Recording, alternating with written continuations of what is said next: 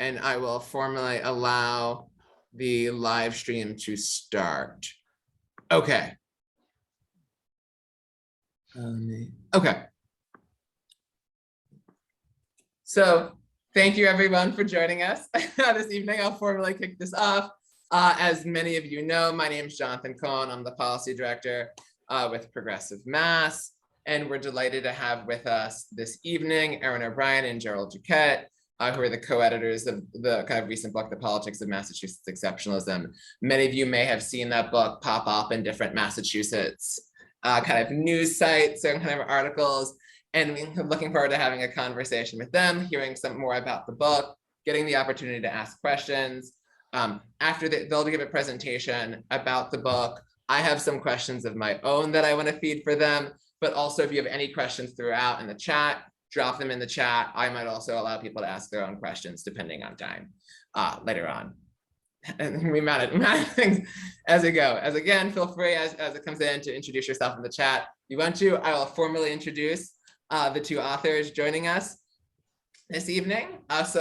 Jerold Duquette is a co-founder and senior contributor at masspoliticsprofs.org and an associate professor of political science at Central Connecticut State University. Some landscaping fabric and then put. Oh, can you please mute if you're not? Okay. Okay, Western Massachusetts native, Professor Duquette earned degrees from the Catholic University of America, George Washington University, and the University of Massachusetts at Amherst. He is the author of Regulating the National Pastime, Baseball and Antitrust, and has published articles and book chapters on a wide variety of topics related to American and Massachusetts politics.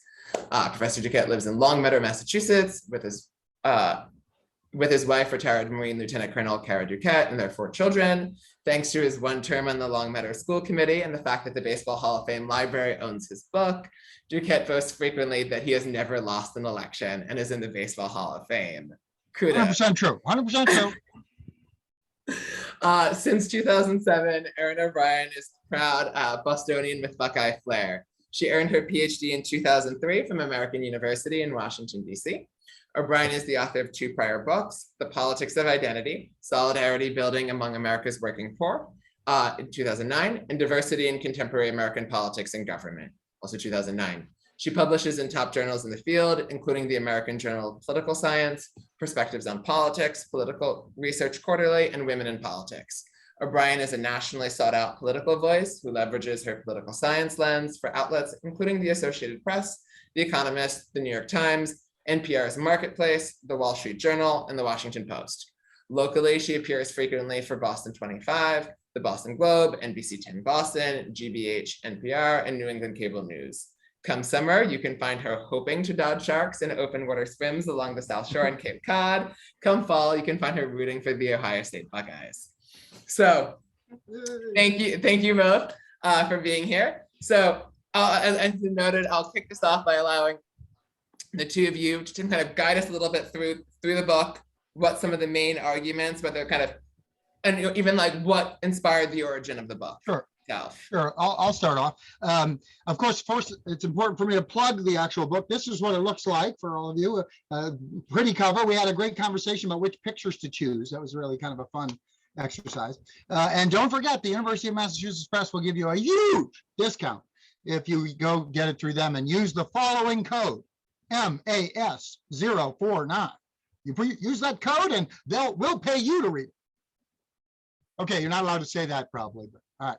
Well, anyway, thank you so much, everybody, for giving us an opportunity to chat with you about the book. We're obviously thrilled to be here and to be able to talk about it. A couple of things. The book is the product of our collaboration as Mass Politics Profs, which is a now decade-old undertaking that has grown to 7 Mass Politics Profs. And we focus almost entirely on Massachusetts politics, but also in the larger American politics realm. This book was conceived actually decades ago, but in terms of the Mass Politics Profs, we have consistently imagined that we would try to produce a collaboration such as this book at some point. The blog it's collaborative, but it's very individualistic in the sense that we get on, we do our thing, but the book has allowed us really to think about the various things that we all like to think about together in a coordinated way. And obviously we wanted someday to be able to produce something that would give that collaboration, a bigger voice. And this book is that collaboration. We intend for the book to be a comprehensive assessment of Massachusetts government and politics, but an accessible one. It is not a deep dive into any particular policy area. It is intended really to when I say a wide audience, I mean particularly I would like to see this kind of book in the high school, history curriculum, etc., because it is that accessible. We're not writing over the heads of the average voter. But on the other hand, this is an audience of high information, politically engaged activists. How can this book help them? How is this book useful to them? That is kind of what I'd like us to think about as we talk about it tonight. Right? I'd like to talk about the book in a way that is applicable to the people in this room, right?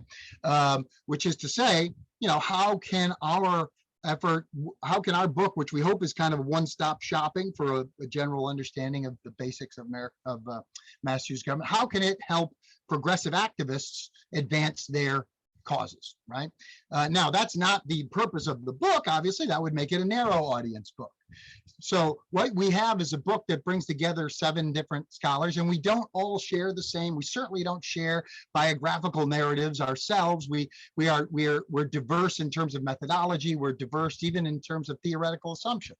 And the point is not for us to push you in one direction or another on a theoretical assumption or a particular policy stance. It's really to give you a framework within which you can vigorously advocate for your own policy, which you can vigorously argue with people who disagree in the context of something very specific. And we think I don't think peculiar, exceptional in a unique kind of a sense. Massachusetts exceptionalism is real, but like the concept of American exceptionalism, it's fraud. And at the end of the day, you will leave this book understanding that it's fraud. I like to think it will make you. It won't necessarily, put you in a specific place, but it'll make you better informed in your ambivalence. That's right. Let me turn it over to my co-editor to be with some more specifics. So the way Jerold and I, we thought we'd go 20, 25 minutes, and then, because usually the questions are better than a summary and we want you to read it. Right. First, we're going to talk briefly about how we define exceptionalism, and we're going to sort of play characters, but these are characters that actually informed the editing of the book. I would say Jerold and I had some real barn burners during this. And he's a friend, he's a colleague, and I'm so glad we did this project together, but it speaks to the different reads on exceptionalism. So he's going to talk about exceptionalism, maybe to oversimplify for good, then I'll talk about it for bad, some defining themes, and then we want your pushback, we want your interest. So the book itself is organized around this idea of Massachusetts exceptionalism. And this is a group that we don't have to, explain. This gets used a lot in Massachusetts. Right. It gets used, the way I often use it is to cajole. Massachusetts can't be this bad at X. I like Massachusetts shouldn't be 38th in funding higher education. Massachusetts shouldn't be, this bad in X, and it's a way to push towards more progressive policy, more progressive values. It's also oftentimes used to tell the other states what to do, right? Do as I say, not as I do kind of thing, as a model for the feds in some ways. And it's also very much a part of Massachusetts identity. And so it's really linked around the idea that we do it better here. And that better is directly linked to intellectualism, public policy, and government. Texas certainly thinks they're exceptional, right? Don't mess with Texas, but it's not because of public policy, a commitment to government, and the like. A student of mine read portions of this, and he pulled a quote from DeSantis, Governor DeSantis in Florida, talking about Florida exceptionalism. Mm-hmm. And it was, Florida exceptionalism is laissez-faire. So this understanding of exceptionalism isn't new, but the Massachusetts brand is that we're different. Our institutions are objectively better in terms of fidelity to the framers and the like. And it's a normative call that our differences are better and others should model us. And so before I turn it over to Jerold to talk about ways in which this exceptionalism might be merited, I'm just going to pull, it's a little bit long, but bear with me. And at the very beginning of the book, we pull some quotes from individuals that I'm guessing most people on this Zoom know. And it starts with Steve. I know him, and I always say his name wrong, so don't, Steve Kazela. I know I'm saying it wrong, but I have a block. And so it was a Twitter exchange right after January 6th. And Steve's like, hey, he's a pollster and political analyst, for those of you who don't know. He took the occasion after January 6th to highlight evidence pointing to the comparative non-toxicity of Massachusetts politics. He wrote, politics is not all toxic. Here in Massachusetts, voters hold political leaders in very high regard. The state legislature has climbed to 65% approval in a poll we released last week, the highest we've seen in polling going back over a decade. Governor Charlie Baker sports a 73% approval rating and has been in the 70s and 80s for most of his term. Taken together, we have what may be the most popular governor and the most popular legislature in the country. Putting the two together shows how much of an outlier Massachusetts is. Maybe Maryland is the only other state that comes close. And Adam Riley, who's a political reporter at GBH, he responds to that quote saying, or theorizing, that that statement reflects both substantive approval as well as a very Massachusetts tendency to assume things are great just because they're from Massachusetts. And that's really the theme of this book. Each of the individual chapters play with this theme, and that's the continuity throughout. So I'm going to turn it over to Jerold, who will be playing the role of that this exceptionalism is merited. The use of the vehicle exceptionalism is really, it's the most important thing is it allows for us to have this sort of anchor, right? It's really not important. It's not, the book is not sort of a prop and a parlor game about whether or not that we are exceptional in any sense, really, right? It is, on the other hand, such a consistent point of debate or departure for understanding Massachusetts politics that it was an irresistible organizing sort of idea.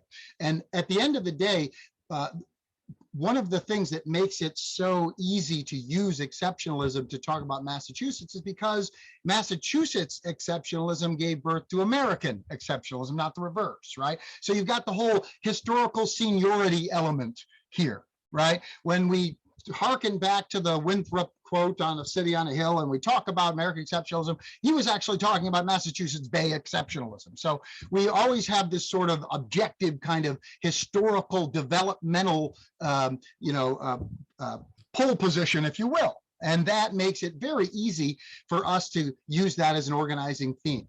Again, I want to make sure that you're not sort of thinking that we've made this argument that we are or not exceptional in any particular way. What we have done here is we've used the idea that for literally 400 years, Massachusetts exceptionalism has been on the table, and that whatever it is or has been has helped to shape American exceptionalism. And the most concrete way to wrap your hands around that is just to point out the fact that the Massachusetts Constitution of 1780 is the model for the U.S. Constitution. Right? The U.S. Constitution, the principles that we all learned in grade school come from the Massachusetts Constitution of 1780.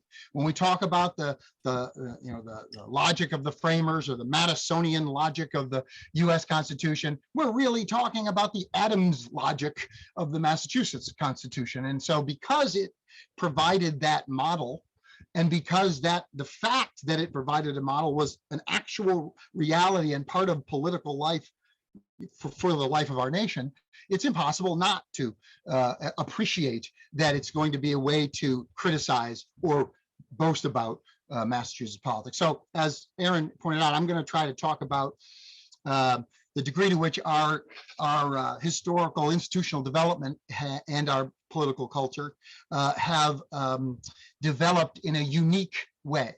with the backdrop of the fact that that we are literally the oldest school of politics in America, right? And so I will talk specifically about our institutional development.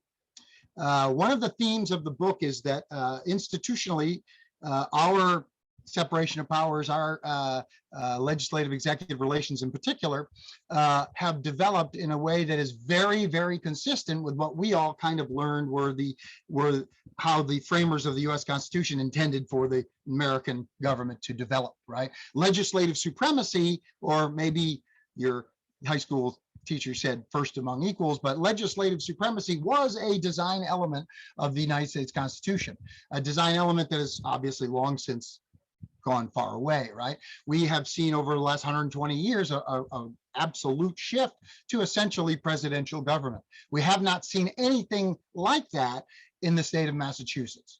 If you were to sort of talk about the development of executive power in the United States, you could talk about that in a consistent way in terms of governors in general and the presidency. You could do that. It's not hard to do, but you can't actually include Massachusetts in that development, even though the same kind of historical factors are at play. The Massachusetts legislature has never been subordinate to the governor, has always, in fact, been the senior partner in what we now call the big three, not two, but the big three that we all know because we're all in the know Massachusetts politics people. The big three refers to the governor and the speaker and the Senate president. Well, the governor has always been only one of three important votes.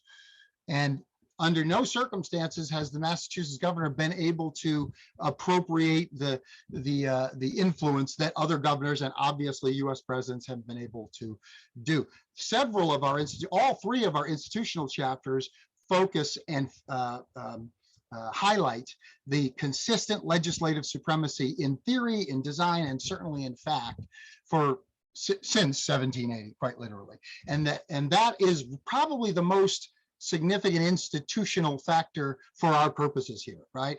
Massachusetts government is run by the guys on Beacon Hill. The legislative leadership has a very top-down control over that body, and it always has. And it has flourished in a very traditional, transactional, establishment-friendly, good old boy patronage political environment. It has been able to do that uninterrupted forever, whereas governors have been much more susceptible to, frankly, public opinion, to candidate-centered politics and all of the other things that we would talk to a college class about the development of executive power in the United States. Beacon Hill has essentially been insulated from much of that to a degree that far exceeds the 49 other state legislatures in the United States. So seniority, the durability of legislative supremacy, and one more I will highlight is the state of Massachusetts has never, with the very brief exception in the early to mid 20th century, has never had a competitive two-party system. We have always had a one-party system. It hasn't always been the Democrats, obviously, but we have always had uncompetitive legislative elections, right? And so when we talk about Massachusetts politics, we can't just use the national left-right paradigm. Can't do it because it's not the paradigm that's most important in Massachusetts politics. The cleavage, the dividing line, the thing that drives the political narrative in Massachusetts has always been, continues to be essentially insiders versus outsiders, establishment versus insurgents, and the fact of the matter is that doesn't play out neatly as Democrats and Republicans. It just doesn't. Right? When we think about debate within mass politics, we think about a debate that others might consider intramural in the Democratic Party, right? There was a piece in the New York Times just the other day. The Massachusetts Democratic Party tells you how the national parties are going. Well, on the one hand, I understand why he would want to say that. On the other hand, well, not exactly. It's because the Massachusetts debate is between sort of transactional patronage politics versus a more ideologically policy substantive approach to politics. So in the terms that we use in the book, we use political culture terms. We see in Massachusetts kind of a debate between a more individualistic political culture and a more moralistic one. The moralistic being more policy focused, more, so for policy focused people, you want policy to drive politics. Obviously, in the other, for a transactional, good old boys patronage political environment, that's just the opposite, right? Politics drives policy. And that's a huge debate that's at the center of how we think about progress in Massachusetts, right? Should policy drive politics, or should politics drive policy? And that is that's the key cleavage in Massachusetts politics. And when we try to simply graft a left-right cleavage or debate or tension onto Massachusetts, it doesn't work. It doesn't work right, because we only have one party. Jonathan has written lots of really good stuff in CW about our dysfunctional political party system in Massachusetts. One of the things he just wrote was about the platform of the Democratic Party doesn't match what the actual supermajority Democratic legislature is up to. And of course, the reason for that is we don't have competitive political parties. And so the party organization and the party in government and the party in the electorate are distinct, right? They're distinct. The party that, responsible party scholars and Jonathan and myself and maybe everybody in the room, we would all like to believe that a party platform is used to hold legislators and politicians accountable so that the public knows that they're actually doing what they're promising to do. That is the sort of idealistic notion. Well, obviously in the state of Massachusetts, if you pay attention to Democratic state conventions, you know that there's a huge difference between what is done by activists at the Democratic State Convention, whether it's a platform convention or a nomination convention. The election cycle and the general election very frequently don't go as you would think that it would go if, in fact, the Democratic Party activists actually reflected the Democratic electorate or the general electorate, or certainly the party in government. So Democrats in government do not have the competitive issue there. So they don't need to risk their professional standing. They don't need to take risky political moves. One of the things that I write about in the book is the Article 48 of the Constitution, which creates ballot measures, right? We have initiative and referenda, et cetera. Well, in Massachusetts, that is a tremendously useful thing for the state legislature to avoid having to take tough stands. It actually serves, ironically, to help the legislature avoid democratic accountability. It allows them to take any issue that might be problematic or get messy and foist it onto the ballot process and allow the fireworks to fly. That prevents them from having to take flack from the special interests that they need to continue to please to maintain their Democratic supermajority. I'll talk more about that more. I don't want to monopolize it, and I'll throw it back to Erin for some more. Listening to Jerold, I feel like I had a lot more influence over him because he talked about the ways in which Massachusetts are exceptional in their fidelity, and then he gave you a lot of bad news stuff. Mostly bad news stuff. And I'm going to continue with that, ways in which Massachusetts doesn't hold up to a progressive ideal. And, the book does talk about the durability of institutions, the outside influence that we have nationally.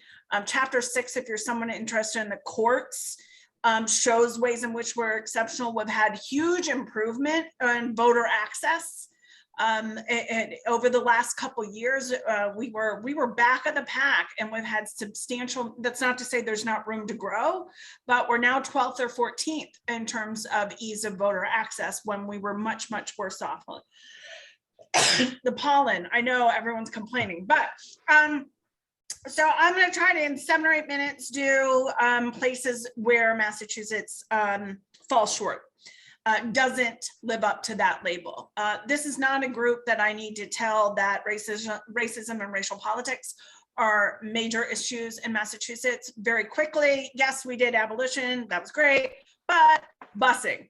Ayanna Pressley is the first woman of color elected to Congress. The gaps in voter turnout, even though there are some reasonable questions about that data by race ethnicity in Massachusetts, are significant. There are huge representation gaps. Before everybody got on the call, we were talking about that. Individuals of color grouped all together, which isn't ideal, make up 1/3 of Massachusetts population, but only 13% of the state legislature. Wealth inequality in Boston, the average Black household has $8 worth of wealth, where the average white household has $247,000 in wealth. Two people have contacted me and said, "Did you get your figures wrong?" With that, I'm like, "Oh no. No, I didn't." High school dropout rates by race and ethnicity, age-adjusted COVID death rate. Sonia Cheng Diaz has, talked about this as a textbook case of structural racism. We get into all that in the book when we talk about the context or culture that Massachusetts politics operates in is really defined by racial inequity. Jerold talked about Democratic Party dominance, and I saw in that chat a lot of people mention ways in which this is problematic for corruption. Parties only expand and bring in new candidates when they're forced to. They never do it out of the goodness of their souls. They do it because they're afraid of losing. And in Massachusetts, Democrats aren't afraid of losing largely. The knowledge economy in Massachusetts, yes, there's incredible affluence. Highest percentage of college graduates, median income is third highest in the United States. But it's the fourth most expensive state to live. And those around the knowledge economy, we saw how vulnerable individuals are via COVID. Shannon Jenkins, who's at UMass Dartmouth, she talks about, I really appreciated seeing where everyone was from in the chat to start with. Her chapter 2 looks at state and local and how it's Boston and everyone else, or it's Boston and everyone else, and what that does to political discourse in the state. Our colleague, but he's my colleague at UMass Boston, Luis Jimenez, does a really great chapter on the Latinx experience in Massachusetts. And I'll just read very quickly 3 sentences of his conclusion. Massachusetts ranks dismally in providing Latinx with affordable housing, educating Latinx children, and closing the wealth gap that has developed between Latinx and whites. Unfortunately, some of the same structural causes that make Latinx life precarious in the Commonwealth also shape the lack of Latinx elected representation in the state and federal delegations. Another major obstacle to the accruing of political power is that the Latinx group is complicated and contested, right? It's not a uniform category, but we've got a chapter that looks at that. I'm going to highlight a couple figures from one of my chapters that looks at electing women and women of color. And I know this, I'm going to do a screen share real quick here if I can. I think I have permission. I know I opened the stuff. I just made you a co-host, so you should. Okay, so can everybody see what I've got there? Not yet. Okay, no. I taught so much over, I should not be having any trouble with this, given that I spent an entire semester teaching, or an entire year teaching via Zoom. Okay, there, good. Not good. It's not good news, but it is good. But this is a place where a chapter where, not so exceptional is the takeaway. And what I've done here with a wonderful graduate assistant who we thank in the book. This is longitudinal data that I gathered, and we gathered, I should say, very carefully there, from 1921 to 2021. Obviously suffrage, so it doesn't make sense to go back farther, but this is the Massachusetts State Legislature. And what's so telling about this, the gray line is the percentage of women in the Massachusetts State Legislature, and the yellow line is the percentage of women in the 50 state legislatures averaged. And what we see here is Massachusetts is incredibly average. It's not exceptional. It's not worse than average, but it's not better. right? And we have the highest education rates, like I talked about, low religiosity, and third highest percentage of advanced degrees amongst women. And so it would seem to be fertile context for electing women, and it's average, no more, no less. So we can look at that, and then I'll turn to, oh, I'm afraid I may not have it open. Hold on. No, I do. Okay, good. So here's another place in which I know a number of people would be interested on here. What the gray line is, that same carrying over that line from last time, is the percentage of women in the Massachusetts legislature. And, you know, we're only at 32% in 2021. We are not at parity. This idea of a steady march forward, well, it has been a long march and generations to get to parity if we continue at this pace. Equity is not around the corner. And it's an even worse story when the gains have been made, and the gains have not been extraordinary, but the gains have been made amongst women who look like me, white women. It's still less than 5% of the state legislature is made up of women of color. So Massachusetts is average in electing women, and where gains are made, it's not from women of color. And here, this chart's a doozy. It looks better in color, but in the book we had to change that. But the most important takeaway here is that, again, that thick black line is Massachusetts. And what I've done is I've compared it to the other New England states, and we do worse than all of them. So this idea of, is Massachusetts exceptional? Do we do it better here? We do it average compared to the 50 states, and we do it worse than every state in New England. Okay, so the book, each chapter plays around with these concepts. This is one of mine that I did a little bit more of a deep dive on, but it's not I think I feel, it's I think I feel in light of the evidence. You know, we're political scientists first.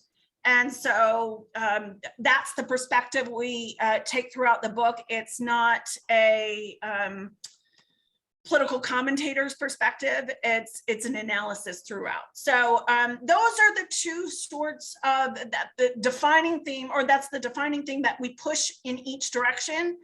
And before we turn it back over to you, Jonathan, and the group, Jerold already talked about the defining theme, two other defining themes. Really, can I jump in, Erin? What's that? Can I just jump in real quick for a quick comment? Go ahead. Thanks. Of course, Erin is a tremendous influence on me, and a good one, and I want to make sure. So the two things that I didn't get in about all of that, which I was describing, is when you compare Massachusetts politics to national politics, or even to partisan politics in the rest of the country, you don't see nearly the vitriol or the incivility or the polarization. Or, in other words, there is an argument to be made for the benefits of stability. Now, again, that may or may not be something that, but that, you know, a lot of Massachusetts, a lot of the reason why, for example, the survey research indicates that Massachusetts voters actually like the state legislature. Why would that be? Well, it seems to be that they are not particularly dissatisfied in general. The average Massachusetts voter is not jumping up and down and worried about or complaining about all of the things we know is wrong with the legislature, right? They're not doing that. And so it's important for us to at least consider the possibility that, as much as we don't like the power dynamic, that it isn't necessarily unresponsive to the average Massachusetts voter. That's a hard thing for any activist to try to consider, but I think it's an important thing to sort of put out there and think about. Certainly, political scientists who study public opinion, there's a lot of compelling data that really pushes you towards the view of the average voters, Massachusetts and otherwise, as really very low information, folks not interested in having a lot of participation in what's going on. In other words, we want to be sure that we're giving due deference to the possibility that the narrative that we as progressives sort of create isn't the only narrative. We have to consider that, insurgent candidacies in Massachusetts fail so regularly. And is the reason entirely because the structures and the incentives have been rigged, so to speak. Anyway, I wanted to, because I hadn't been, I didn't, as Erin said, give the positive, or at least and the positive that we come around to isn't necessarily positive. It's just stability. And so you have a more ordered politics in a way, even though that order doesn't produce better results for the marginalized. It doesn't, right? That's true. But we can't ignore that there are some benefits to an ordered politics. I think that really, to turn it over to the group, because I know that the conversation is what most of us are here for. Those defining themes come up, and one thing that I think, and Jonathan, I think you're one of the people, but one of the I do have a quote in that. If you're, it's a good thing. It's a good thing. But I think you're one of the people who's quoted. I didn't use names because it was on Twitter and it wasn't necessarily for attribution. So just to play it safe for people. But one thing that comes up, the theme that Jerold talked about, that single party dominance, instability. Is stability good or bad? That's more debatable. But stability, after January 6th doesn't look as bad as it did, right? Right. But we're exceptionally stable. Yes. And we also talk a lot in the book that, a Democrat and Republican isn't nearly as important as insider and outsider in this book. And so, Jonathan, you were one of the doers' takes of what that means and why it's problematic. And yes, there's Ayanna Pressley, and yes, Michelle Wu, and candidates like that. But the fact, anytime you're naming them means it the outsiders have taken over. Right? So that's another theme in this book that I think a lot of people who chose to spend your Wednesday night with us might find interesting as well. So would love to take your questions, and thanks for the conversation. Awesome, thank you. So I'll ask some questions that I own, and then also folks in the chat, feel free to ask your questions. I'm happy to ask them for you, or let you go on mute. The quote that I had in the book, I was just looking it up because I didn't have it on Twitter. Is because you had asked about how people would describe Massachusetts political culture. And what I had said was that it was a prevailing, superficial, and solipsistic breed of liberalism that believes in progress but wants nothing to change. Combined you can see why we quoted it. Combined with a Puritan holdover desire to fix all 49 states instead of our own.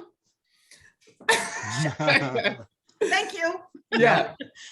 So one thing, I want to get at the one kind of tension that you kind of played on, the way in which you have the double-edged sword of stability, that as well as almost the connection with public opinion that you noted. So that when you have a stability has the benefits of stability prevents things from getting too bad. Stability at the same time prevents things from getting that much better. So you get the kind of slow moving stasis, or a kind of generally a vaguely enlightened management of the status quo that comes out of it. Absolutely. And the one thing when talking about with that and public opinion, and I'm curious to hear your thoughts on this, is that you have, given that the way that the Massachusetts legislature historically operates, as you talk about, is something that often is particularly transactional in its operation. And by transactional modeling, you also have that the conflict happens behind the scenes, less so in front of the scenes. And you have a tendency both within the legislature and between the legislature and the governor to reduce public conflict. Mm-hmm. Of the way in which the reduction of public conflict amongst elected officials fuels contentment amongst the population, sure, that understands something being wrong from something being contended. I often think with that of back the lesson that Republicans learned in the very beginning of the Obama years, when Mitch McConnell quite rightly understood, I don't like him, but it was an astute observation of noting that if Republicans were to get a path back to power after they lost so badly in 2008, it was to make everything contended, that there should be nothing that is not without public dissent, because public dissent creates polarization, and polarization leads people to have some type of taking of sides, and then creates that type of signals to people that maybe everything isn't great that you need for that turnover. I'm curious of what that thoughts on that dynamic of how that kind of I always want to invent the word deconflictual, which I don't think actually exists, a model of operating on the legislature fuels a kind of public general kind of it's a classic, which then refuels a very classic the chicken attitude egg of the problem legislature in something that some may see as a virtuous cycle, but in many ways is a vicious one. No, there's no question about it. One of the things that in the last 10, 20 years has been thrown into the data mix here is public trust. And so there is a lot of correlation between partisan, polarized, or what we in political science call affective or emotional partisanship. That rises as partisanship rises, right? And that it fuels distrust, and distrust damages the deliberative character of the kind of engagement that we would like to see, right? You're operating on the assumption that a more robustly engaged public isn't just a watchdog, but is a partner. And the thing is, is that in fact what the average Massachusetts voter would believe if they had more information? I think that's the big question, right? And that's what we try to, and so progressive campaigns, which can be for candidates, can be for issues, can be for process reforms like same-day voter registration or clean elections or ranked choice voting or all of those things. And so what we get in terms of case studies with these fights is no clear answer there, right? We don't seem to be able to get a clear answer about whether or not that average voter would continue to be essentially complacent. Were they aware of what's really going on, right? And to the degree that they are aware that Beacon Hill is a very transactional place, right? There aren't passionate objections from the average voter. And it's hard for us as engaged activists to put ourselves in the shoes of an average voter. No one in this Zoom room fits the profile of average voter, I assure you. And so it's really hard for us to empathize. It's really hard for us to actually put ourselves in their shoes. And so obviously as political scientists, we're constantly trying to find ways to measure how this would go, because it's a theoretical, chicken and egg problem, right? And so in Massachusetts, how have these types of reforms fared? I wrote extensively about clean elections. Clean elections, and we're all familiar with the concept, but clean elections in the context of everybody wants to make sure politicians are not insulated from accountability. We want to make sure that we own them, not big money owns them. And so clean elections is has a lot of passionate support, and it seems like a logical thing for voters to want. And voters do want it and have wanted it in various states. In fact, 7 out of 10 voters in Massachusetts decided they wanted it in 1997 or 98, whenever that came through. Now, here's the thing. When the legislature ignored it and eventually repealed it, there was zero punishment. In fact, interestingly, the only incumbent who lost in the cycle that should have been the punishment cycle had been a supporter of clean elections, not an opponent.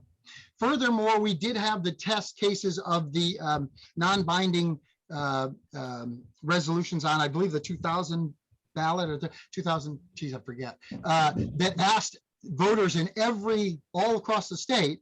It gave the same same initiative question as clean elections, but they called it taxpayer funded elections. And it lost 7 out of 10 votes all over the state. And so we have to ask ourselves, okay, is this a product of ignorance? And is the ignorance a product of hide the ball politics? Or are the citizens who have this sort of complacency, are they okay with, kind of professional politicians? Are they okay with politicians who are career politicians, right? And we have a lot of data that shows that they're not offended by career politicians. I don't know about you, but I've grown up with Richie Neal as my mayor and my congressman I'm the Western Mass politics prof. I live out near Springfield. And I have probably seen him speak. I was his intern on Capitol Hill. I've seen him. He gets up at the podium and brags about he's really powerful. And it's thanks to you guys. And I'm powerful. And that means you're powerful. And that means, without saying, I'm going to bring home the bacon. And that, that is not something that you see average voters shaking their head at or saying, that's awful. You're not supposed to be transactional, right? And so, I'm sorry, I don't want to filibuster. I'll be brief. I think for the stability is boring, right? That's why people cheat on their spouses. But then after you cheat, you're like, oh, maybe it was good before, right? Like that was fun for a little bit. Oh, but, and I think honestly that goes on a little bit in Massachusetts. Stability is boring, but when we see instability in the political system, Jonathan, you used the McConnell example. And I think that's what Jeff Deal's trying to do right now in the Mass GOP. They've decided that the Mass GOP going against Charlie Baker saying stability, getting along, relative bipartisanship is boring and it hasn't worked for us, but for this one position. So, let's blow it up. For everything to be contested requires two real parties. Right. Mm-hmm. And I think we might be careful what we wish for or what you wish for, right? Yeah. When that instability comes, that's why you go back to your spouse. When that instability comes, that gives considerably more voice to groups like the Mass GOP. And one of the most interesting things I've seen in Massachusetts politics since I've lived here is, they have a long-term vision. We saw what the GOP writ large did nationally and how they've taken over the court and, what they've done on voter access. Jeff Deal knows he's going to lose, but, he's trying to build a GOP for 20 years where that stability in Massachusetts is no longer taken for granted or isn't the norm. So I want to kind of, on the issue of general competitiveness in elections, one thing I'm curious about. So Massachusetts, we're not competitive in terms of primaries and we're not competitive in terms of a general election. And the general election lack of competitiveness is something somewhat touched on. But to what extent is Massachusetts' lack of competitiveness in the primaries different from other states? Because I know that it came out recently about, I think on the State House News Service, noted just how many kind of state legislators, no contested primary, no contested general. And there are many districts where like a Republican simply wouldn't be viable. So there's never going to be contested in the general. It's just like simply is not something that'll be a thing. But we don't have very many contested primaries either. And I'm curious about how that compares to other states. Also curious about, and I'll roll this question I have into this, about the way in which the Democratic supermajorities of Massachusetts act differently or similarly to those in the other states that would have that. So like a Hawaii, which is the only state with a larger Democratic supermajority than Massachusetts, a place like California, New York, which not only recently has its fully Democratic control with the state Senate, or Maryland, which I often think is a fascinating state to compare us to, given that they also have their kind of Republican governor that is far too popular than he should be in a supermajority Democratic legislature. And even a situation where Baltimore's percentage of Maryland is the same as Boston's is of Massachusetts. Right. Or like kind of Rhode Island or Vermont are neighbors that also have large Democratic majorities, and Vermont also with a Republican governor. Just curious about what you've seen in terms of competitiveness. The thing that distinguishes Massachusetts in that respect from the states you mentioned is, of course, the fact that the cleavage, the dividing line isn't left versus right. It's not. That's not that we don't have that partisan divide. What we have is a 400-year-old school of legislative politics that is very much about stability, very much about status quo maintenance. The virtue of incrementalism is sort of something we think about when we think about Madisonian, checks and balances. And that is something that we can say in the state of Massachusetts isn't just some theory that's on an old parchment. It's actually descriptive of politics and has been essentially forever. So that's, at the end of the day, we're going to keep coming back to the fact that even though there are other states that we could say this legislature has it over the governor, the difference is that in the rest of the country, and certainly in the national government, you're dealing with a competition between left ideological and right ideological, and maybe they're not conscious ideologues. It could be symbolic ideology. We don't want to get too deeply, but the reality is that's the debate here. And I've said this many times to some amusement. The reason why the Republicans are never going to, in the near future, in the foreseeable future, they're never going to have any kind of a presence in the state legislature, because the folks in the community, the money people, the Chamber of Commerce, the folks who would be their funders, have no desire to take on the negative sort of social conservative baggage. It's much cheaper just to buy conservative Democrats.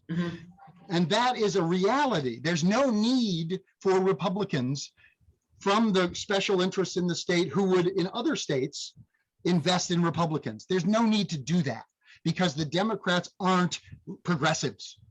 The Democrats in the legislature, in the leadership, are, even if they have progressive sensibilities, they choose to compromise with the transactionalism. They choose, they choose to try to transform within a transactional environment. So I'll say that you asked about those uncontested primaries. In solidly blue and solidly red states were not that different, but the key difference, you asked about comparative state legislatures.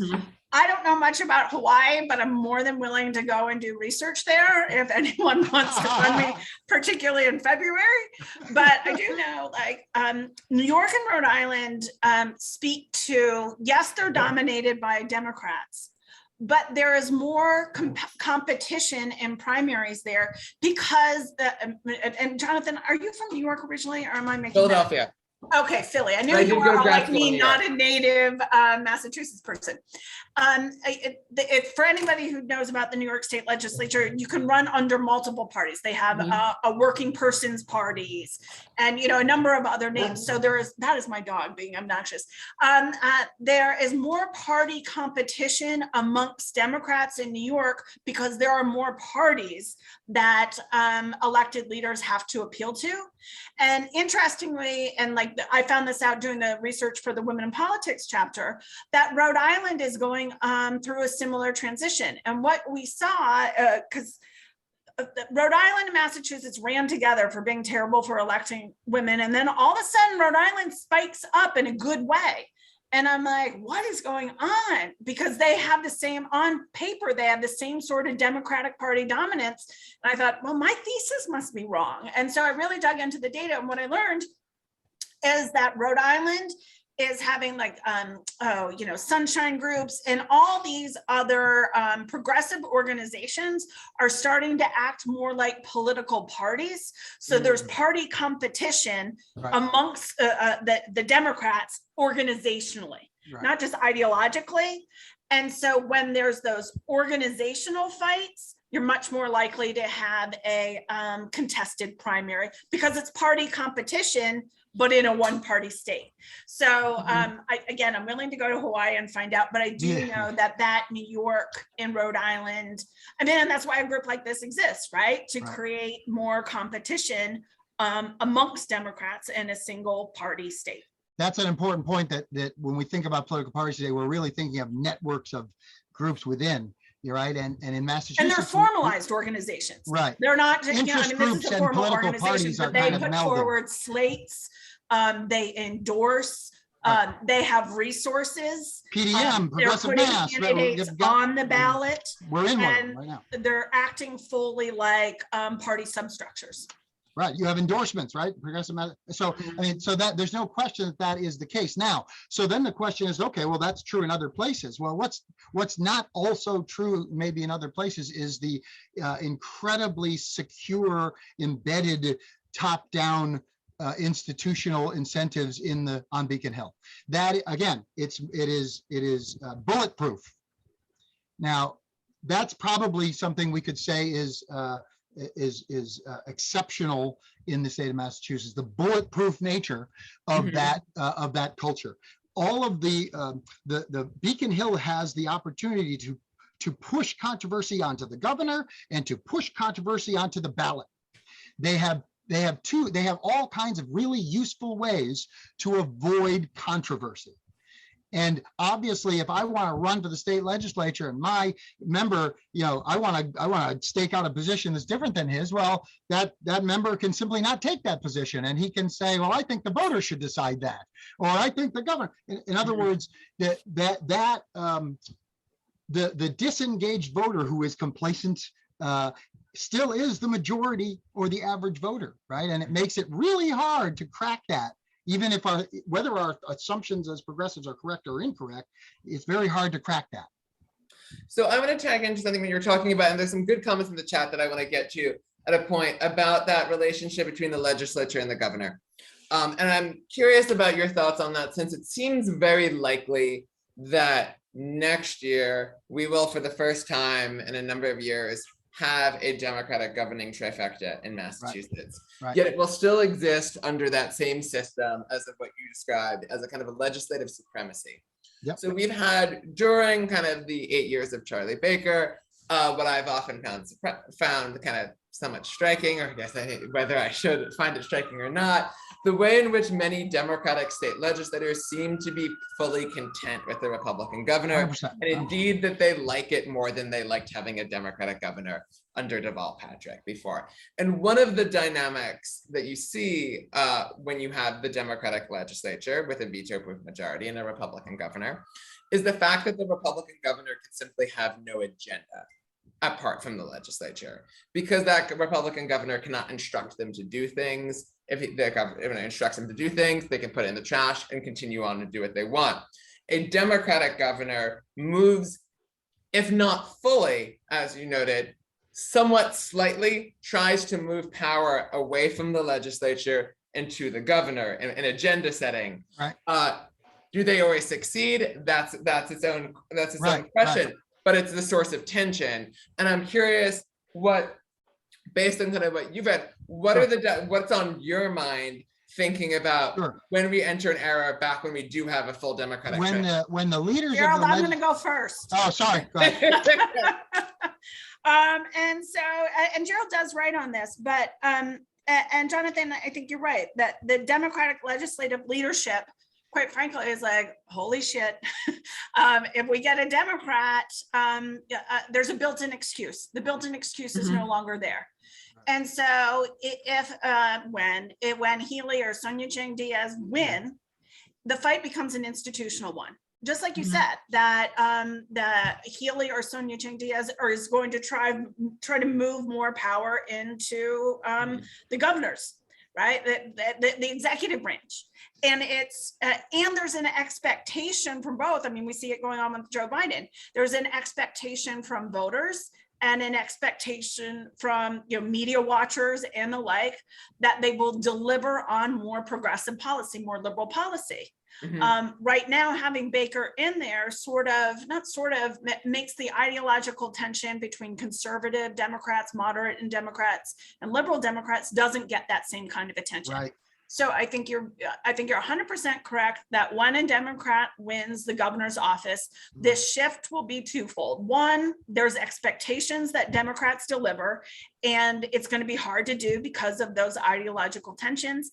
And that stasis, that constant of legislative supremacy, a constant between that won't stay, or it will stay, but the governor will try to fight like that. And Jerold has examples of, Governor Dukakis, right? His first go around and then his second go around, he learned that lesson. Jerold, maybe you want to pick up on that. Well, I mean, the point is that the when you look at the actual formal powers of the governor of Massachusetts, and you look at the formal powers of all 50 governors, our governor is always up at the top, but it's wrong. It's flatly wrong, because the influence of the governor doesn't match his formal powers. And we really need, if you just take a look at Deval Patrick's 8 years in office, to be honest with you, I'm not sure if I took a poll here that the people in this room would say, boy, was he the greatest progressive ever, and did he not, take this Commonwealth where it needed to go? Because frankly, at the end of the day, if you look at what was accomplished during the Patrick administration, when he's bragging about pension reform in his brief 2020 presidential campaign, and he's bragging that the reason he was such a good governor is because he brought disparate factions together, this is not what you expect to hear from a Democratic trifecta, which you referred to, which he had for 8 years. So when you think Democratic trifecta, you're thinking about Democrats as fellow ideologues, as policy-driven actors, right? But you got to remember, the leadership in the legislature are not policy-driven. They're professional politicians. They think policy is this thing that you push towards, but you need a politician like you need a lawyer. You need a politician who's going to make it possible to make appropriate progress that we can sustain, etc. In other words, there's a whole logic behind putting politics ahead of policy. And that logic predominates on Beacon Hill. And Democratic governors can't actually crack that, right? They have to actually live with that. Because remember, they're only one of three in the big three. One thing I want to pull in from the chat, and I have some other questions on. I see Stephen Luberitz talking about the role of media in landscape. So it's one thing, especially when thinking about that relationship between what happens in the political realm and the general citizenry, is that how most of our understandings of what happens are filtered through media.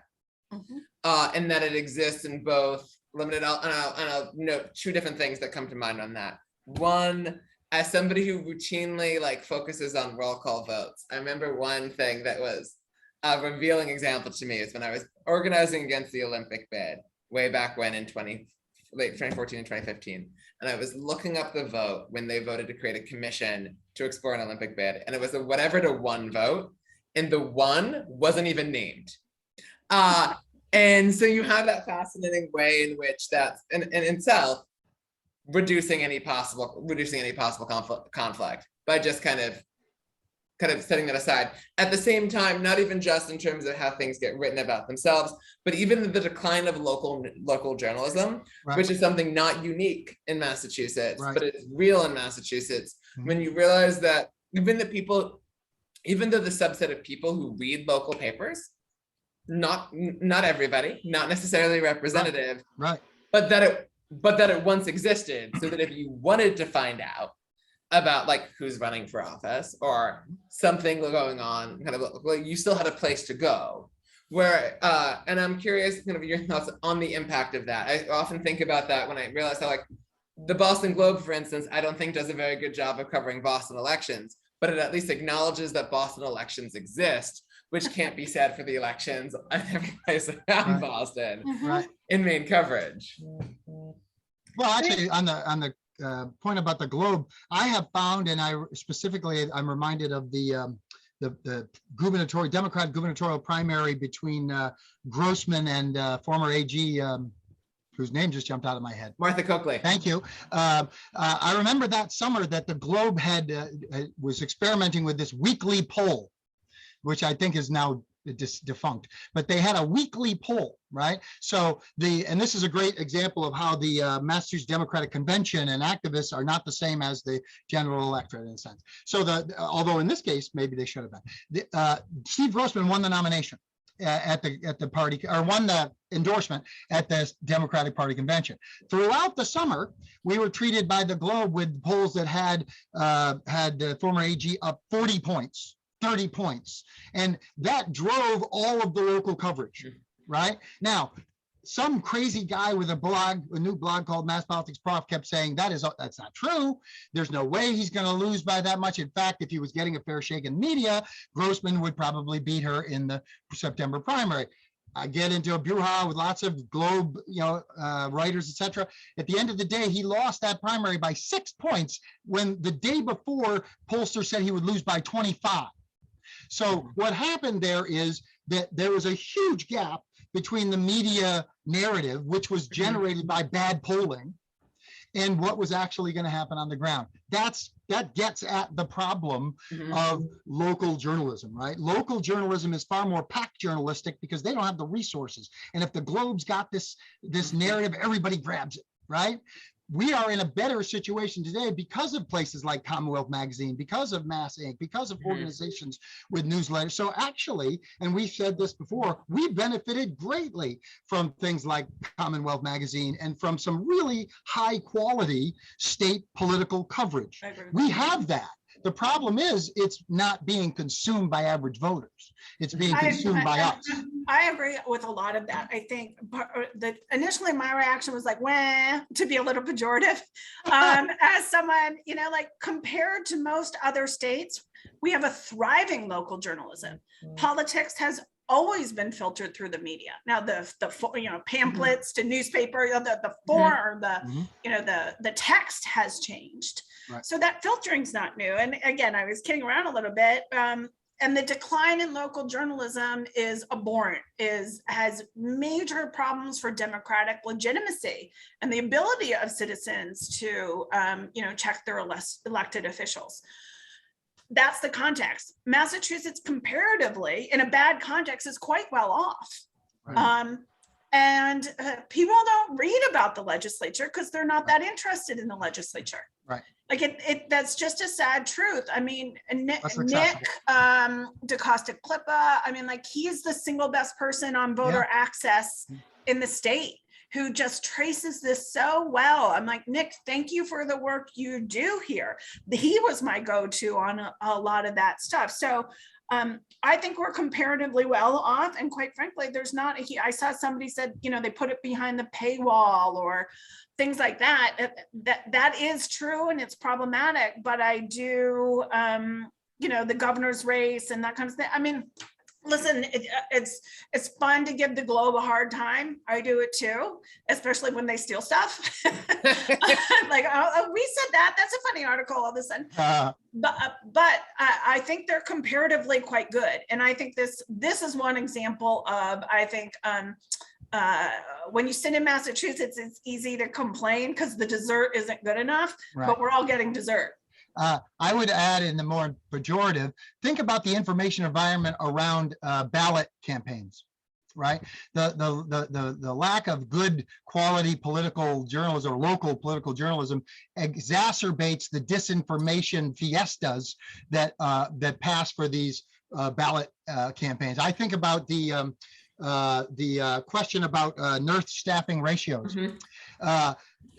You probably noticed that there were all kinds of nurses saying that they were against it. Well, nurses, so nurses are divided. I saw nurses divided in almost every, newspaper or journalism, and that was simply a lie. The nurses that you saw were part of an organization that wasn't a union. It was a professional organization called the American Nurses Association, I can't remember, and it was nurse managers. So basically, the hospital association paid 10 times as much as the nurses union could put into the effort, and they got a bunch of people who said they were nurses to say it's bad for nurses, but they weren't. But that's the not nurses remotely that were unique.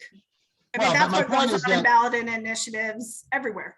Right. That's what goes on in American elections. But I don't like it. In Massachusetts, the ballot is the only place where those issues are dealt with because they're pushed there by a legislature that won't deal with it. Well, it goes on in Ohio. It goes on elsewhere is my working hypothesis, but it's bad everywhere. Yeah, it's something that can be bad, but not exceptional. Right. Yes. Jonathan. That's actually a kind of an interesting question in the chat, kind of from Michael Jenner about to what extent, as you know, it's kind of has Massachusetts always, like, insofar as Massachusetts is exceptional on different things, to what extent has that been a kind of a more recent phenomenon, or is that something that has really been consistent throughout different decades? Like, how did Massachusetts in the 1950s, would one have described it as such, and in the 1920s described it as such? And I feel like that's also, I'll tag on to that question about the kind of how we fit in historically. It's a separate question, but I feel like it offers a good entry point to the one other question I wanted to ask is, when we talk about complacency, the way or when you talk about stability, the way way that you can see that something is stable over time is because you know that there are comparatively few ruptures, but that the ruptures exist, right? For you to tell that something is stable, you need to have some example of it not being. Sure. And so my question on that is, when there have been cases of, let's say, progressive ruptures of that stability, what has historically been the factors making that possible in Massachusetts from your studies? Right, historically, and we're not historians, so I will beg off a little bit. But when you think historically, as I was saying before about the evolution of executive power in American politics, when you think about the progressive era in the United States, right? Article 48 is obviously from 1919, and that was something happening throughout the country. That was an eruption of progressive, direct democratic fervor. Well, in Massachusetts, obviously, this was a place where that fervor was also existed.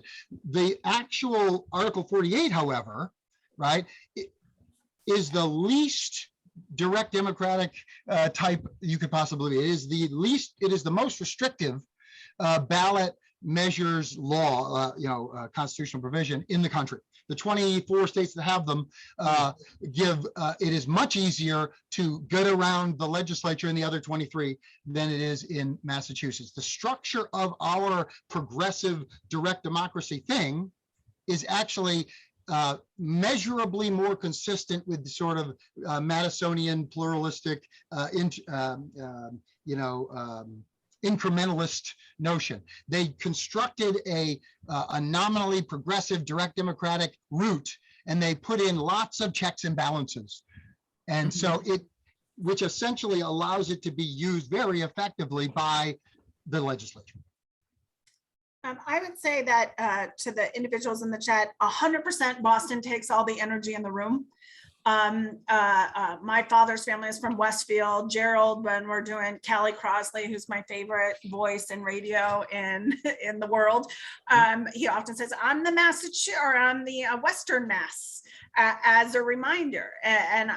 So Shannon Jenkins takes that issue up in great detail in chapter 2.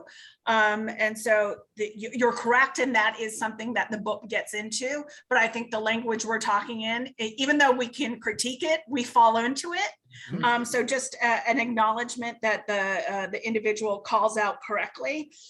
And then Jonathan, you asked and maybe in the 20s and 50s, or when has Massachusetts, what has produced change? And I would say that has it, to my knowledge, American political development scholars have not looked at that historically, to my knowledge. As Jerold said, we're not historians. But we do know from political science, it's a theory, punctuated equilibriums, and it comes up repeatedly. So normal politics means that the normal iron triangles and the normal organizations and issue networks, they get to work together, and they work in status quo, and they get what they want. And, it's sort of the way pork comes up and nothing really changes. And then there will be some focusing event that pushes it into the macro politic. And when the macro politic is the idea that all of a sudden all eyes are on it, those people who aren't reading about roll call votes, those individuals who aren't reading, all of a sudden they're paying attention. That's when change occurs, right? But it is an explanatory theory. Unfortunately, it is not a predictive theory, which is really annoying, because you can feel like something is a focusing event, like somebody said in the chat about the recent murderous shootings in Buffalo and in Texas. It feels like a focusing event. Hopefully, if it's not, what is, right?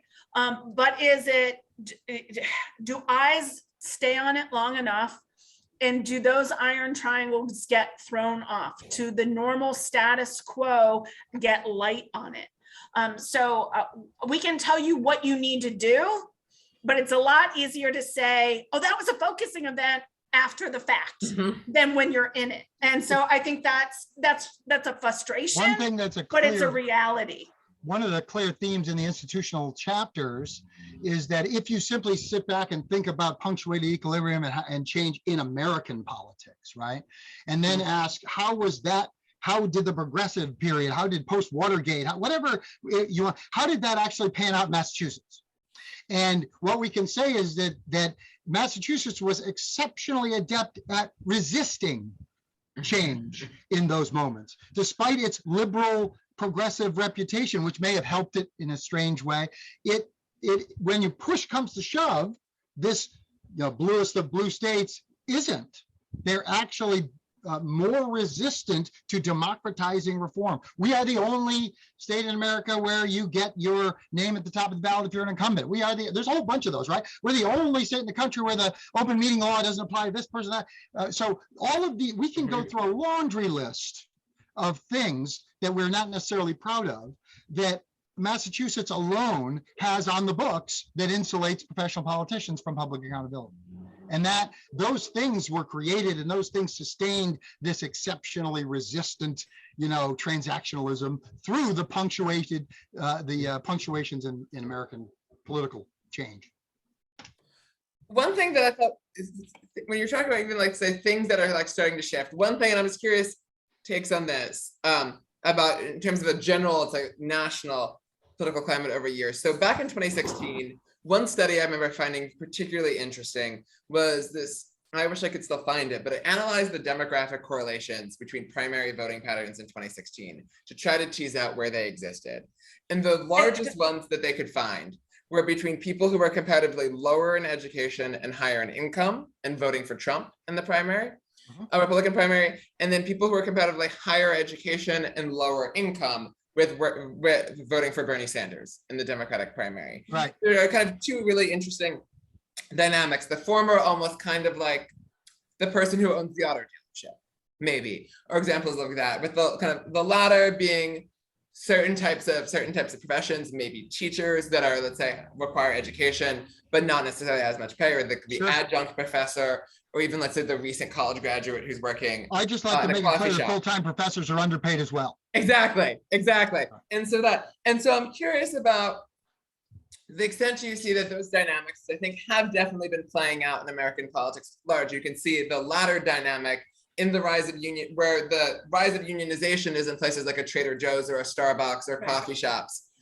tapping into that latter dynamic, as well as the broader rightward move of that first demographic. To what extent you see that playing out in Massachusetts, and if that leads to anything different, especially when one dominant political demographic in Massachusetts is not either of those, but the high education, high income voter. Right. That is a dominant one in Massachusetts throughout its history.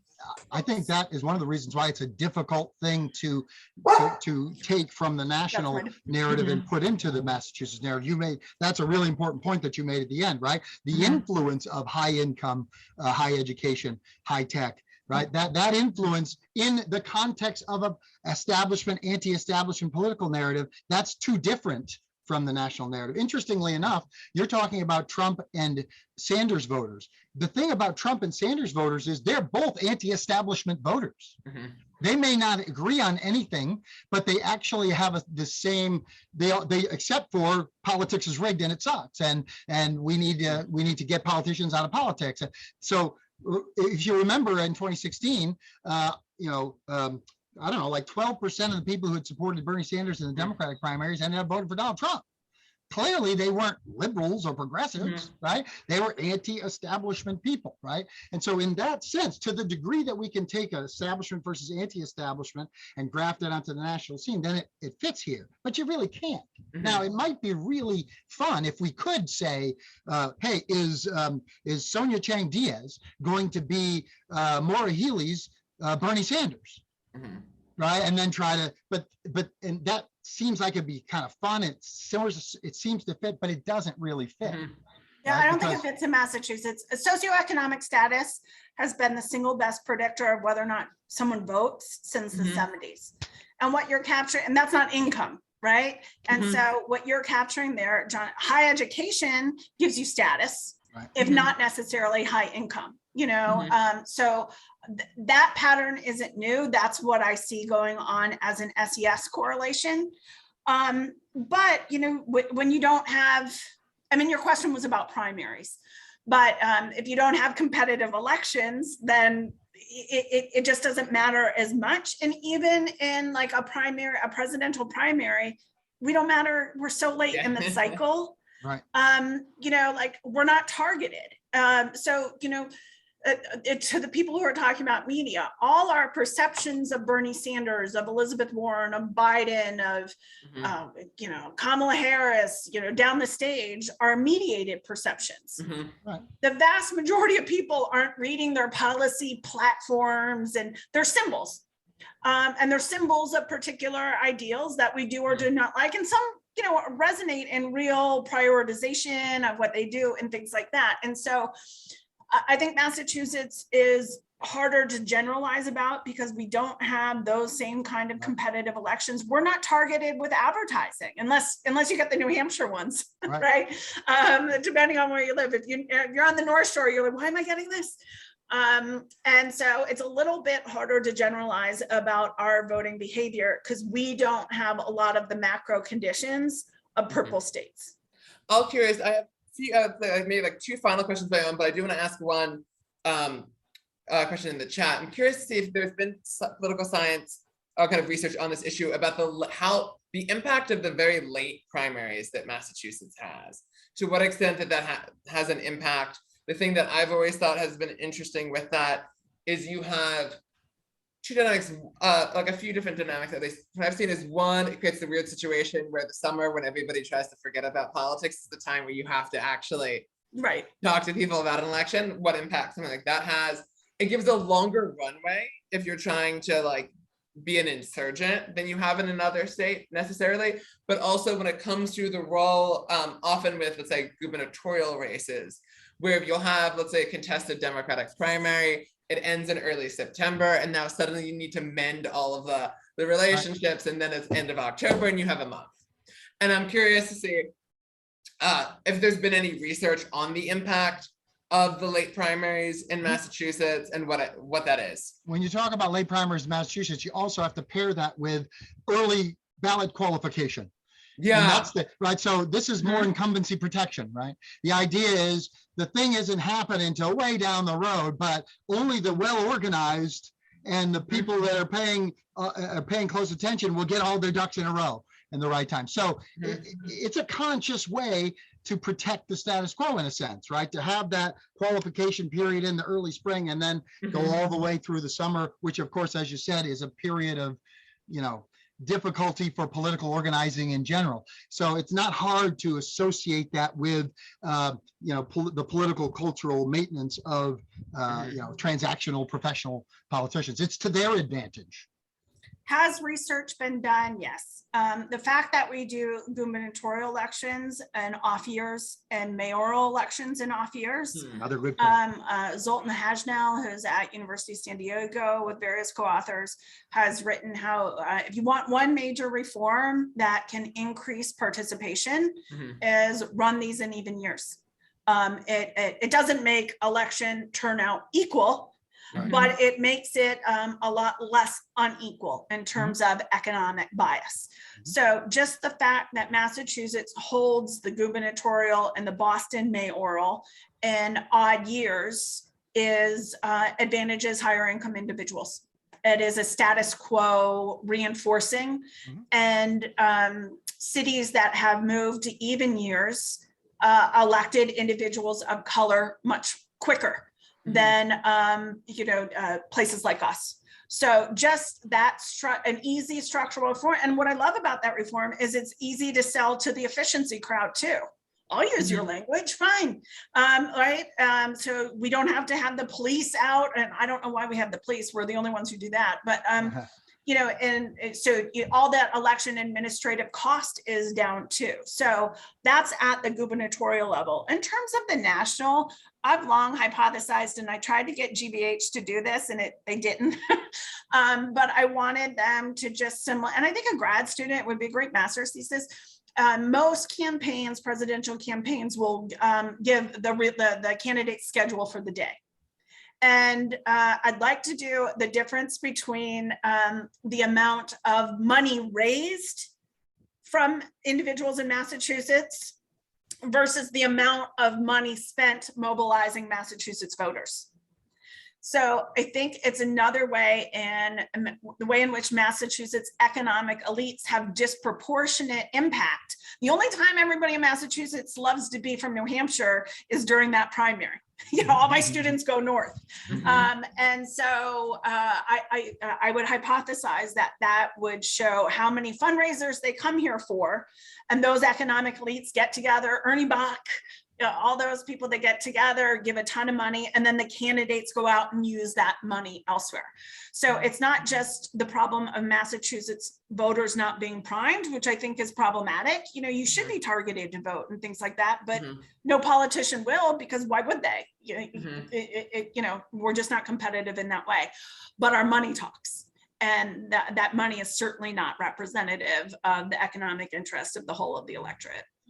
The New Hampshire reference reminds me of, let's say two things. One, given that our legislature, again, is failing to pass same-day registration in the kind of released version of the kind of Voting Reform Votes Act today, reminds me of something. It's always kind of funny to me that people go up to canvass in New Hampshire and like they've had a voting reform for several decades now that Massachusetts still can't manage to pass, despite us not viewing New Hampshire as some type of progressive bastion. Well, Jonathan, though, I want you to read that chapter 8 on voter access, because I was like, I'm with you. Obviously, I want same-day registration, but we like credit where credit's due. Massachusetts in the last, really since 2014, has made major changes. And so I want more. I'm totally with you there. And you're right, the irony of like, hey, but that's Massachusetts. Like, come on, New Hampshire, you vote, but we don't have the things that you do. Right. No, but it's like, and it's kind of because, especially because of the bill that was passed in 2014 and then automatic voter registration afterwards, that did help. And then ranked choice failed. And but the thing I was thinking of with that is when you noted that Massachusetts has the strong outward tendency of the kind of joke that I made about wanting to have people in Massachusetts want to fix all 49 other states rather than fixing Massachusetts. What impact does that outward tendency have on the inward, have on the dynamics of Massachusetts politics itself? We're less introspective. What was We're that? less introspective. That's a great way to put it. If you're telling, do as I say, not as I do, but never look inward. And Less so, people hate the Massachusetts liberal. In a lot of quarters, I'm sure many of people on this Zoom have lived elsewhere, and the Massachusetts liberal isn't a term of endearment. No. Right. But nonetheless, that sort of puffy chest projection. And I like it in some ways because it's a projection that policy matters and that government can make lives better and intellectualism isn't to be made fun of. Like those are attributes I actually, really quite like. But if you're so confident to tell others what to do, that your own internal foibles get less traction and attention. Peter Ubertascio writes about it, just the number of politicians. Now we haven't won a big one in a while, but our outsized presence on the national stage of Massachusetts actors. And that also helps distract us from that introspection that you were just talking about. So there's no question. We don't penalize people for trying to go national. Right. Well, that's a part of the the voters are not anti-politics. The average voter is not anti-politics, right? They, we have the polling data with regard to politician's not a dirty word. You don't, no one's going to say you're not you're automatically corrupt because you're a politician. I should say no one, but the average Massachusetts voter doesn't have that visceral negative connection. We have polling that tells us that Massachusetts is exceptional in that way. And I actually disagree on that some. I think they expect it. It's not that they endorse it, but they're like, well, that's what they do here. So I agree with Jerold. There's not a penalty for it. There's an acceptance. That's a great way of putting it, right? And they're not interested in in what they perceive to be a too heavy a lift to change that perception. Well, and honestly, who doesn't like it when this is a very human emotion, but last night I couldn't sleep. I got home from something late, and I told you I'm from Ohio originally, and I had on the TV, and I just couldn't fall asleep, and I was. So embarrassing. This HGTV show. I was like, oh, it's set in Cleveland. So I started watching. I'm so tired. I can't fall because you like it when your thing is like on the national stage. So there's a certain pride in that. Like, you know, even if you don't want to vote for Mitt Romney, it's like, it's fun to be in the game and it's fun to have influence. And I think, you know, in our heart of hearts, all of us kind of like that, even though all publicity is good publicity. We reported in the book and talked about it on the blog. Last year, we were voted snobbiest of all 50 states in those like various places where you see these rankings. Snobbiest of all, and that goes back to the Massachusetts liberal label. You know, we all might think, you know, that's not such a bad deal, but go out to Cleveland and start talking. And you know, the chat, a number of people were talking about incarceration rates and the like, and it's also true. And even gathering data for all of Massachusetts is hard. So sometimes you have to say Boston, and we're not always doing it because we're equating Boston and Massachusetts. It's that the data doesn't exist. Right. But if I'm sure a lot of you know this, but they did a survey, of Black Americans, and Boston was voted the least welcoming city to travel to amongst Black Americans. So snobbiest, least welcoming, but all these things are going on. We might have an exceptionally high self-regard, but the way in which we're seen isn't always positively. Your point about data reminds me of one place where Massachusetts is somewhat exceptional, or is in our like lack of transparency in state government, where we are like notoriously worse. Yep. It's a dynamic where it's both, it's not like a one-to-one of how things would change if we had it, but it is bad almost like on principle when you had, because it prevents the ability to change things. And I'm just always struck by like how difficult it can be to find certain information out of Massachusetts kind of state government, even just like really at any level. And yeah, I'm just saying, also just quickly taking it under the point when talking about a relationship with other states, reminded of this article by Mark Elias, an elections lawyer, who was bringing up how often in voting rights debates, you'll have certain like when Democrats are pointing out to this horrible law on the books, so let's say like in Georgia or somewhere else, and they'll be like, well, it's on the books in New York too. Or like issues like that, which also even speak to the way in which blue states, like even if we have conditions that lead to higher turnout for many reasons, despite often racially disparate higher turnout, there's still almost one thing that Massachusetts can do to help other states is to take away the excuses. Yeah, remember, and that I think it was Kavanaugh. Was it Kavanaugh or Kennedy? I think it was Kavanaugh, maybe who said in a pretty big voter rights case, saying, "Well, wait, the racial gaps are just as bad in Massachusetts." It was about pre-clearance. Yeah, it was.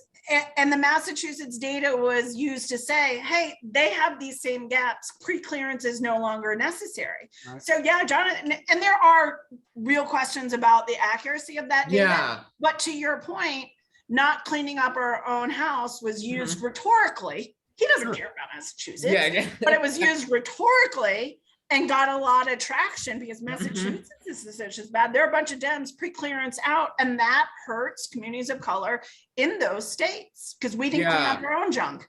Yeah, because the case like in Massachusetts, it might be the case that the white voters are predominantly at least like somewhat liberal and vote Democratic just in the way the communities of color do, even though they might want different things that don't get fully represented in politics. In a state like Georgia, it is a very stark racial divide that insofar as we're not doing things here can help exacerbate problems elsewhere. I think that's a great point. Yeah. And that we just came up with one off the top example where that's true. Yeah. One thing I'm also curious that your kind of points on is, so like, as we talked about, that there's a certain kind of historical way in which the legislature has been almost somewhat immutable in terms of its way of operating. On a transactional basis. What is the case for civic engagement and continued civic engagement when you exist in a system that tends to fight off change, that tends to like operate on the basis of complacency? One thing I was talking with a friend recently of something that I called kind of like a cynicism doom loop that one could end up in politics, where when trying to like organize people to change the mind of a legislator, And if that legislator is only going to be taking cues from somebody else, you try to do the work and then nothing happens. And so then an almost irrational human response is, well, I tried, I didn't succeed, why bother to try again? And then at the same time, if that counter pressure doesn't exist, it reinforces the same like systemic problem that one encountered, Right. leading that to continue, leading to that kind of It's a perfectly plausible theoretical yeah. sort of loop, but we can't substantiate it at the end of the day. Yeah. We still can't say what the average voter's engagement profile would look like otherwise. We do live in a state Yeah. that has 71% direct democratic procedures at the local level. Town meeting is in fact the dominant form of local governance. Well, I'm sure everybody in this room has been to town meeting, right? And I'm a regular attender of town meeting, right? Well, one of the dominant themes of town meeting participants is, how can we make this shorter? Right? I take no second best to anyone who thinks, I think I'm very involved. I want to be engaged. I also want to get home before midnight. So I mean, it's just very difficult as scholars for us to really nail down which came first, chicken or the egg here. The logic is fine that when you say it makes sense that people are discouraged because they don't feel like they can have an impact, but that doesn't tell us whether they want to have an impact in the first place. We know who does want to have an impact. Activists. But when we get at questions of civic engagement and among average low information voters, we don't necessarily see that. I think it's a tough news answer. Like it's why engage an institution that's not going to really listen to you the first 100 times, right? But to use an example I already talked about, the right went on a 50-year campaign to take over school boards, to bring up illegal scholars, to and build those networks up. And that's, to be told, hey, engage, and it's a 40-year plan, you're like, great. But if I can critique Democrats, I would say, they're waiting for the quick fix. People are, Joe Biden can't deliver. Yeah, because the Senate's 50-50 and there are two people that are very moderate conservative. It's not his fault. That's the way it's set up. The rules of the game are deeply frustrating. And so if you decide to disengage, then it's only going to get worse. But it's a frustrating game to play. People are used to sort of, the Hollywood, answer. Republicans put 40, 50 years in, and we're seeing the dividends. We're seeing the payoff. And that's what the Mass GOP is doing right now. The Mass GOP has decided that we're getting a moderate. We don't even like that much. And this is the Mass GOP, not necessarily GOP voters. So that structural part of the party, I think is, listen, I'll just leave it there. But I do think it's smart electorally.